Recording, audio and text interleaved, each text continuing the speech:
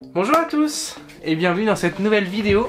J'espère que vous allez bien dans cette nouvelle semaine. J'espère que la vidéo qui est sortie semaine dernière vous a plu sur le groupe électrogène.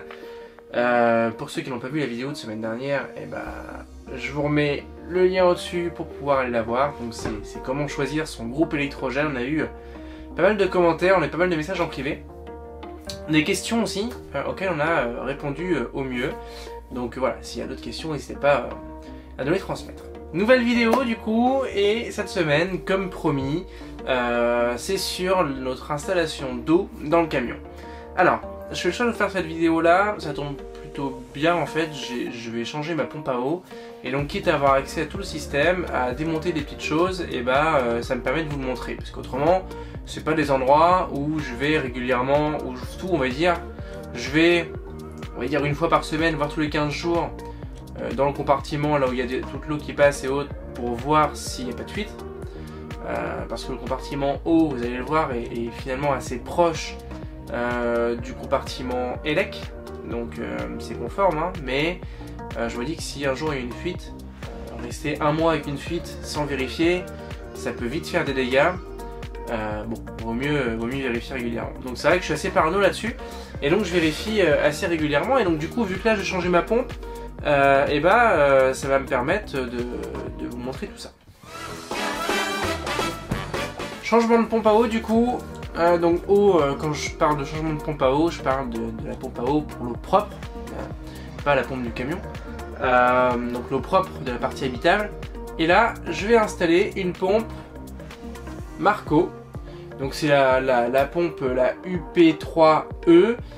C'est une pompe qui fait 15 litres minutes, qui est vraiment pas mal. Je vous mets la référence en bas là.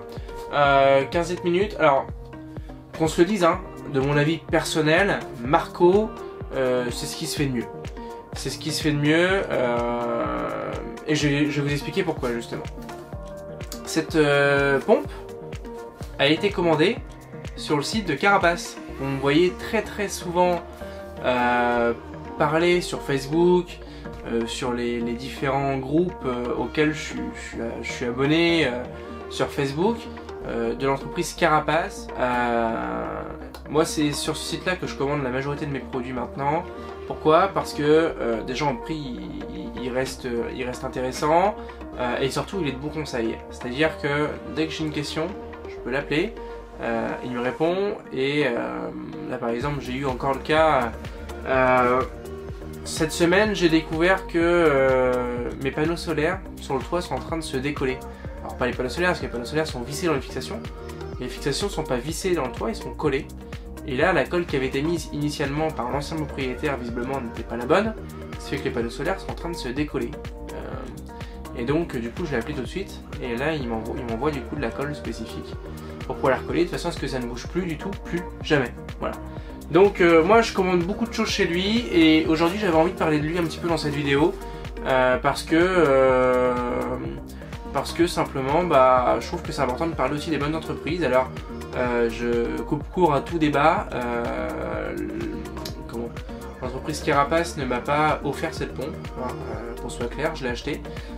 Mais voilà, avec une remise, hein, certes, simplement parce que j'achète plein de choses chez lui pour l'aménagement, donc voilà. Mais il m'a pas offert la pompe, donc voilà. Je préfère déjà clore les débats qu'il peut y avoir. On a eu le débat sur le groupe électrogène semaine dernière, où on m'a dit ouais, on t'a offert le groupe électrogène. Non, alors c'était en effet une vidéo collaborative comme celle-ci.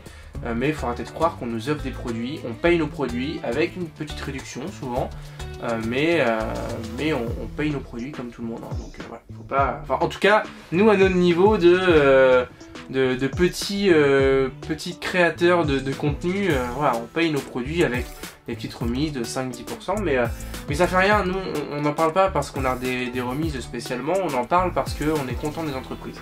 Et voilà, je voulais vraiment faire cette petite parenthèse pour recadrer un petit peu les choses, je trouvais important. Mais voilà, en fait, Carapace c'est son métier, hein, Carapace c'est une entreprise. Cette entreprise a pour but de fabriquer des camions aménagés. Voilà, tout simplement. C'est-à-dire qu'ils achètent des camions, des frigos, des machins, des trucs, et ils les raménagent. N'hésitez pas à aller voir sur leur page Facebook. Ce qui fait que David il ne fait que ça en fait, et c'est impressionnant tout ce qu'il fait, et dès qu'on a une question, bah tout de suite on l'appelle, et il va dire ouais t'as vérifié ça? Ah putain non. Ah bah vérifie, et en effet il vérifie, parce qu'en fait il en fait tellement que bah pour lui c'est logique en fait. Voilà. Donc n'hésitez pas à aller voir leur page Facebook et leur site du coup donc de Carapace que je vous mets dans le bandeau juste en dessous. Allez, je vous montre l'installation. Alors, pourquoi je choisis la marque Marco et ces pompes-là à mettre dans le camion par rapport aux autres? Simplement parce que ces pompes-là sont beaucoup plus fiables et surtout elles sont équipées d'un pressostat nouvelle génération. L'avantage des pompes Marco, c'est que c'est des pressostats à variation électronique. C'est-à-dire qu'en fait, c'est pas un système de boutons mécaniques, on va dire, qui gère le flux. C'est une petite carte électrique en fait qui va gérer en fait la demande en pression d'eau. Ce qui fait que du coup, déjà c'est des pompes qui font moins de bruit, c'est des pompes qui se régulent beaucoup plus facilement, et surtout un avantage très important, c'est que c'est des pompes qui n'ont plus besoin de vase à expansion. Et oui, parce que quand vous mettez une pompe à eau classique, vous êtes obligé de mettre ce qu'on appelle un vase à expansion. Je vais vous montrer ce que c'est, parce que nous on en a un de fixé dans le camion, que là je vais pouvoir enlever, mais là il est toujours là, je vais vous montrer ce que c'est. Parce que du coup, grâce à ce pressostat, la pompe se gère toute seule, donc elle n'a plus besoin de vase d'expansion.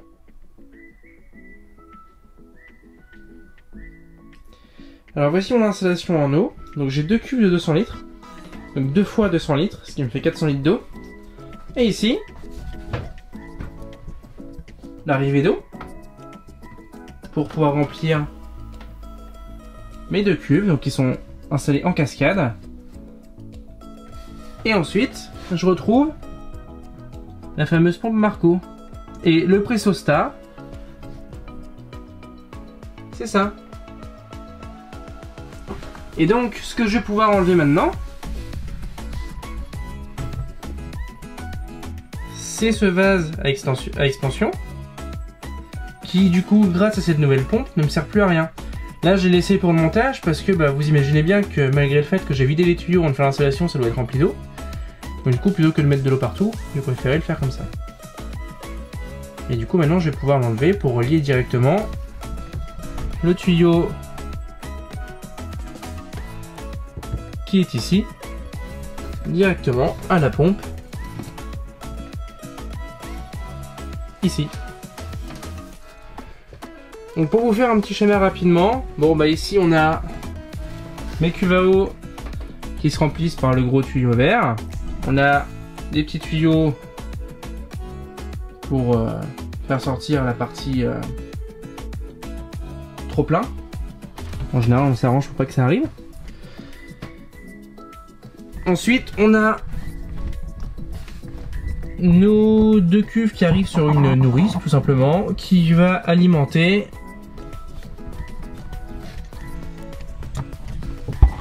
la pompe Marco jusque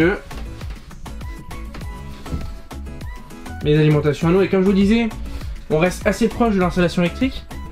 Vous avez vu l'installation électrique est juste là. Vous voyez, on est quand même pas loin. Donc une fuite est vite arrivée. Donc ensuite, ça alimente tout simplement les tuyaux. Donc là, lavabo. Et bien sûr, la douche.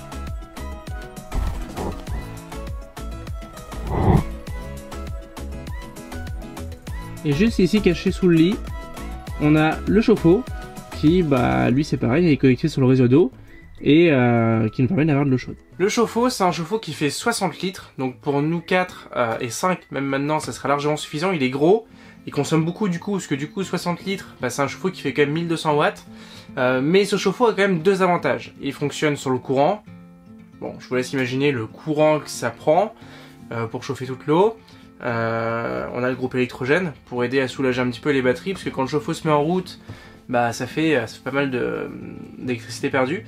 Mais on n'a pas que ça. En fait, le chauffe-eau est aussi branché sur le système de chauffage, sur la chaudière du camion.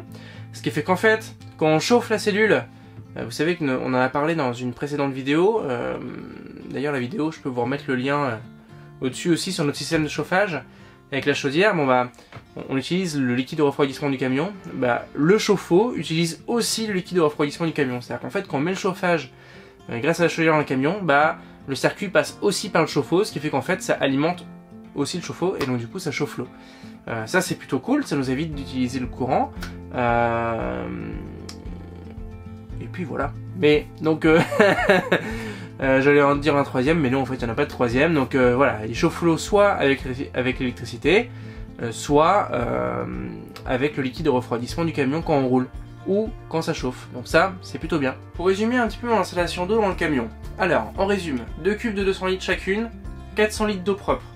Reliés sur une nourrice qui va alimenter la pompe à eau Marco. Pompe à eau qui nous permet d'avoir 15 litres minutes. Voilà, je pense que pour une utilisation comme on a là, c'est pas nécessaire d'avoir plus. On avait un vasé à expansion qui ne nous sert plus. Du coup, donc je vais retirer. Et cette pompe va alimenter tout simplement du coup en eau un robinet, la douche et le chauffe-eau bien sûr quand on fait des douches trop longues. Alors, il reste une chose qu'on n'a pas encore installée et simplement ce qu'on n'a pas encore acheté, c'est un système de filtration d'eau. Vous le voyez, hein, là, bon, c'est de l'eau propre qu'on met dans la cuve, c'est bien pour partir en week-end, mais bah, vous le savez aussi, on va aller dans des pays étrangers, à l'endroit où voilà, on va des fois prendre de l'eau sans trop savoir si elle est propre ou pas, et pour nous c'est important de pouvoir avoir une pompe, un système de filtration d'eau plutôt qui va pouvoir filtrer l'eau qu'on va pomper. Et donc bah voilà, il va simplement falloir que j'installe un système de filtration. Je vous le présenterai prochainement pour pouvoir vous le montrer.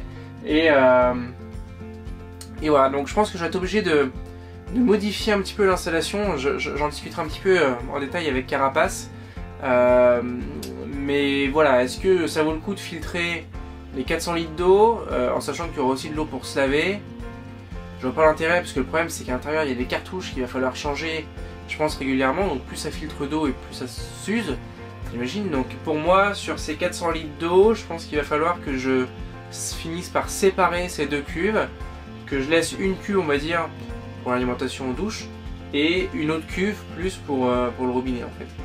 Donc je sais pas, à voir comment je vais me dépatouiller. De toute façon je ferai une vidéo spécifique pour ça dès qu'on aura acheté le système. La vidéo se termine, j'espère que ça vous a plu. N'hésitez pas à me poser des questions en commentaire, savoir si, enfin, sur notre installation, si vous avez des questions.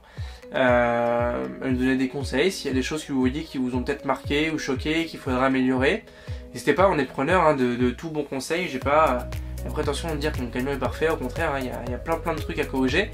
Donc bah n'hésitez pas à nous le dire et puis bah vous abonner bien sûr, à mettre un petit j'aime à la vidéo, à nous rejoindre sur Facebook, sur Instagram, et puis bah on vous dit à la semaine prochaine et j'espère que d'ici la semaine prochaine Alexandra aura accouché et qu'on pourra vous faire partager ces bons moments en vidéo. Alors pas de l'accouchement évidemment hein, mais peut-être les avant et les après on prépare une petite surprise, donc voilà, soyez bien connectés sur Instagram, soyez bien connectés sur YouTube, et pour ne pas louper cette belle surprise. Allez, on vous embrasse très fort, on vous souhaite de passer une bonne semaine, et on vous dit à mardi prochain. Ciao!